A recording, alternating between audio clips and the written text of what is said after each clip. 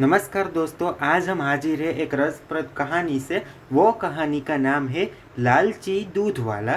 तो हम ये कहानी देखते हैं। एक छोटा सा गांव था। उस गांव में कई इंसान रहते थे। हर एक इंसान कोई ना कोई काम करता था। जैसे कोई खेती करता था, कोई औजार बनाता है, कोई दूध बेचने का काम करता था, कोई नाई का काम करता था और सभी अपने अपने काम करते थे। सभी लोग अपना काम अच्छी तरह करते थे और दो पैसे कमाते थे। उसमें एक दूध बेचने वाला भी था। पूरे गांव के लोग उसके पास से ही दूध लेते थे। उसके पास दो भैंसें थी। दोनों भी अच्छा दूध भी देती थी और दूध वाले को कमाई भी अच्छी सी हो रही थी। पर ना जाने उसके मन में एक लालच आ गया। उसके ग्राहक धीरे धीरे बढ़ने ही लगे। फिर उसने दूध में पानी डालना चालू कर दिया और वह दूध दुगना करता और उससे उसकी कमाई वो अच्छी सी हो जाती थी। उसके ग्राहक धीरे धीरे फिर से बढ़ने लगे। उसके मन में फिर से लालच आ गया और वह उसके मन में जो लालच था वो धीरे धीरे बढ़ता ही गया। उसने गांव के बाहर एक पशु डॉक्टर के पास गया और वहां से कुछ इंजेक्शन ले आया। इंजेक्शन वो ऐसे होते थे कि अगर वो भैंस को वो इंजेक्शन दे दे तो वो भैंसे दुगना दूध दे देती थी। धीरे धीरे उसने दो भैंसों को इंजेक्शन देना चालू कर दिया और भैंस से दुगना दूध देने लगी। पहले जो दूध वाला था वो गरीब था, पर वह अब धीरे धीरे अमीर होने लगा। पर कहते हैं ना कि लालच होती है वो अच्छी बात नहीं होती।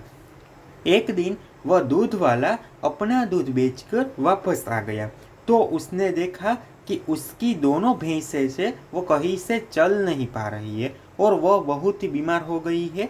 उसने कुछ खाया पिया भी नहीं।